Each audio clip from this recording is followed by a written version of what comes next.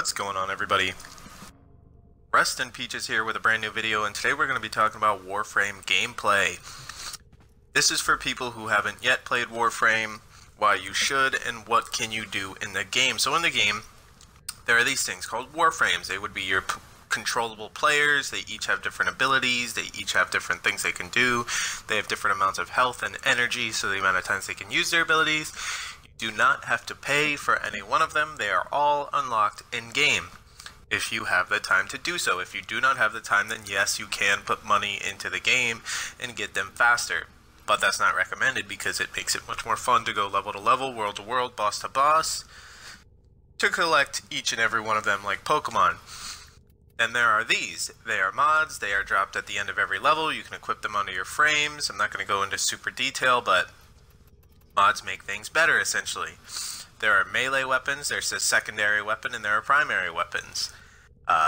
All sorts of different ones. There's a sentinel, kind of like a companion who will follow you around, and they can get kills for you, or they all do different little things. So, here we go. I got my loadout ready. You can build Warframes, you can build your weapons, you can build items to use during your missions, you can build everything in-game, you don't have to go and buy it.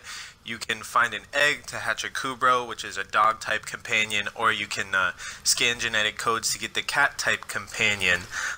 So lots of different little things you can do. You can scan things and get them into your codex so you can reveal their weaknesses, what kind of mods they drop. Here's just a quick idea of how many weapons there are. That's like halfway down the list, I want to say.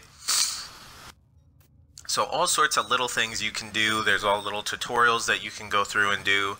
There's a whole PvP section, 1v1, Team Annihilation, Cephalon Capture Lunaro, different things there. There's these factions you can join. You can build up your standing with these factions and unlock weapons and mods and things like that. And then there's a whole Void Relic. So these relics, you can unlock the quote-unquote premium gear in the game, the prime stuff, so the most powerful weapons in Warframes. There are many nodes on planets, so different missions you can do on every planet. There are many planets. We'll go to Jupiter real quick just to show you that there are bosses that you can click on and fight them. The way you unlock the nodes is beating planet by planet, but let's jump into a mission and show some gameplay. So this gameplay right here is called Survival, and it's exactly what it sounds like. You survive as long as you can with a team of up to 4 people, and just try to make it as far as you can without everybody dying or without running out of life support.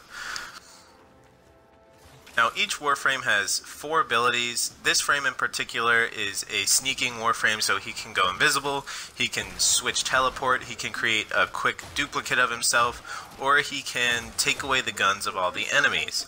This is Loki. He's a fairly easy unlock in the game. There's just so many different little things you can do in this game. You can see I'm picking up resources as I'm going along. These resources are what you use to build these Warframes, these weapons, these prime things. There you go, take away their guns, and now they're helpless. But as you're playing through each mission, you do pick up mods for your weapons, for your Warframes, for your companions, for your Kubros, for your Kavats, and you can equip these mods and rank them up to make them better. But the game it's a very fast-paced game. The gameplay is kind of hard to look at sometimes. I know for people who haven't played the game before, they're kind of like, whoa, that's like, there's a lot going on, but it's just one of those games that you have to play and give it some time, because within your first, I want to say 20 to 30 hours, you might be playing as the same frame, unless if you're super dedicated and you do want to unlock some more frames and weapons and stuff. Then once you get past that initial 30 hours is when the game really starts to open up for you, where you have the mods that you need to build frames for the things that you want. So for instance, the Loki Warframe that I'm using, you can make him invisible for really long periods of time, or you can make it so that he takes guns from enemies at a much farther distance, things of that nature. Now, like I was saying, there is a premium currency. The premium currency in this game is platinum. It can be acquired 2 ways. The first way is paying money. You give them $10 and you get 150 platinum, and the prices go up and the amount of platinum goes up, as it will in pretty much every game nowadays. But now there is a second way to get platinum in Warframe. The second way to obtain platinum, the main currency of the game, is by trading with other players. So let's say you have something that another player wants, right? I want that mod that you have. I can't seem to find it anywhere. Is there any way I could buy that off of you? So they'll offer you money or the platinum. They'll say, hey, I'll give you 15 platinum for that mod that you have. Hey, I'll give you X amount of platinum for Y item. How does that sound? Sure, deal. Then you can go to your dojo, which is through your clan, or their dojo, which is through their clan, and you guys can go up about the trading. And it's fairly straightforward whenever you do trade for platinum or those kinds of things. It's very straightforward. It's very easy. The whole game, once you get a handle on how it all works, it's extremely easy to start making your quote-unquote money in game, start finding items that people want, things of that nature. But I do suggest for your first at least 20 to 30 hours just focusing on really trying to nail the gameplay, trying to nail the movement system. As you can see, there's a lot of me running and sliding for a very short period of time. Like, you'll see for like a quarter of a second I'll slide on my knees and then jump.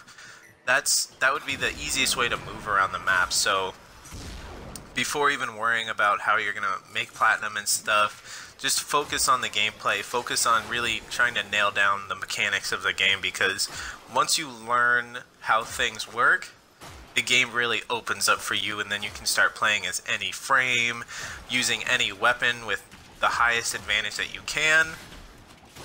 But like I was saying, super straightforward game. There's so many different game modes. This is my favorite, survival, so just see how long you can go, and every 5 minutes you get a reward. So with survival, I mean, I pretty much showed most of it. The enemies will drop little life support tablets that'll fill up that meter on the left-hand side of the screen, or you can go use the towers to fill up that meter on the left-hand side of the screen, and you have to keep that above 0% or else you'll fail.